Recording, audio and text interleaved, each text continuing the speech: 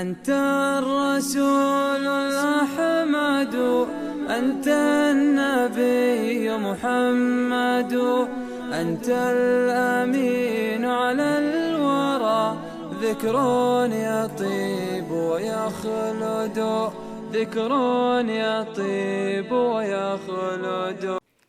بسم الله الرحمن الرحيم. الحمد لله رب العالمين، وصلى الله وسلم وبارك على نبينا محمد وعلى آله وصحبه أجمعين، وأسأل الله جل وعلا الهدى والتوفيق والصلاح والسداد للجميع. أيها الأحبة، الصدق من أعظم الأخلاق والصفات التي يجب أن يتحلى بها المسلم، لأن الله جل وعلا أمر به وحث عليه النبي صلى الله عليه وسلم.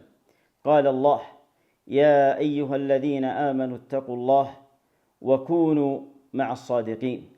والله جل وعلا قد وصف نفسه بالصدق، فقال الله: ومن أصدق من الله حديثا، ومن أصدق من الله قيلا. وأثنى الله جل وعلا على المتصفين بالصدق في جملة من الصفات، أثنى على أهلها وأخبر جل وعلا بأن لهم مغفرة وأجرا عظيما، إلى غير ذلك من الآيات التي وردت في فضل هذا الخلق العظيم.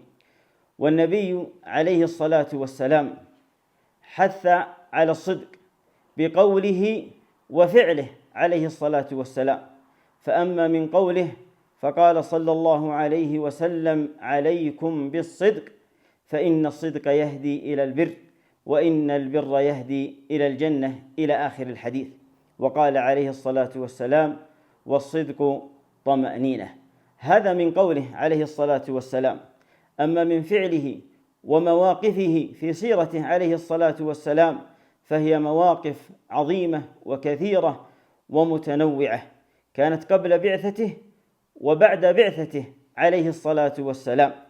فقبل البعثة كان عليه الصلاة والسلام يلقب بالصادق الأمين، واشتهر بهذا اللقب.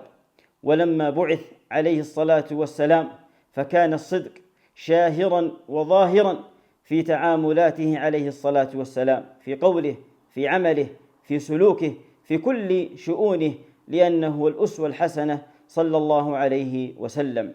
وانظروا إلى ما حدث بين هرقل وأبو سفيان حينما سأله: هل جربتم عليه كذبا؟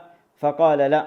فقال هرقل: فزعمت أنه لم يكذب، فلم يكن ليدع الكذب على الناس ويكذب على الله. وكذلك صلى الله عليه وسلم كان صدقه سبب لإسلام كثير من الأشخاص. فعبد الله بن سلام رضي الله عنه لما أسلم قال: رأيت وجهه ليس بوجه كذاب.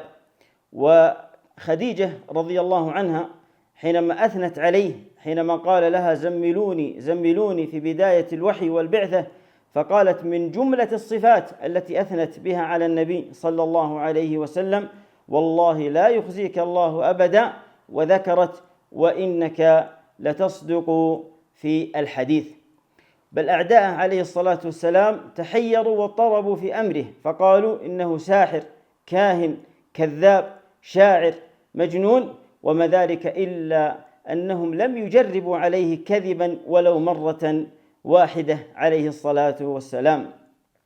بل لما أنزل الله جل وعلا قوله تعالى: وأنذر عشيرتك الأقربين، فقال عليه الصلاة والسلام بعد أن ناداهم وجمعهم قال: أرأيتم لو أخبرتكم أن خيلا تغير عليكم من هذا الوادي أكنتم مصدقين؟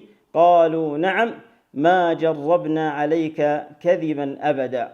إلى غير ذلك من المواقف التي كانت حاضرة في حياته صلى الله عليه وسلم.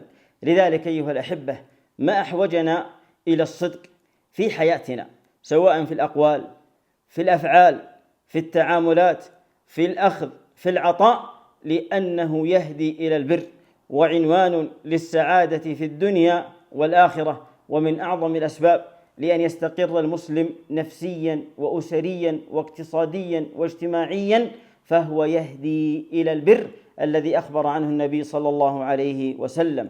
فأسأل الله جل وعلا أن يجعلنا من الصادقين، وأن يحشرنا في زمرة الصديقين، إنه ولي ذلك والقادر عليه. وصلى الله وسلم على نبينا محمد وعلى آله وصحبه أجمعين. أنت الرسول الأحمد، أنت النبي محمد، أنت الأمين على الورى، ذكر يطيب ويخلد، ذكر يطيب ويخلد.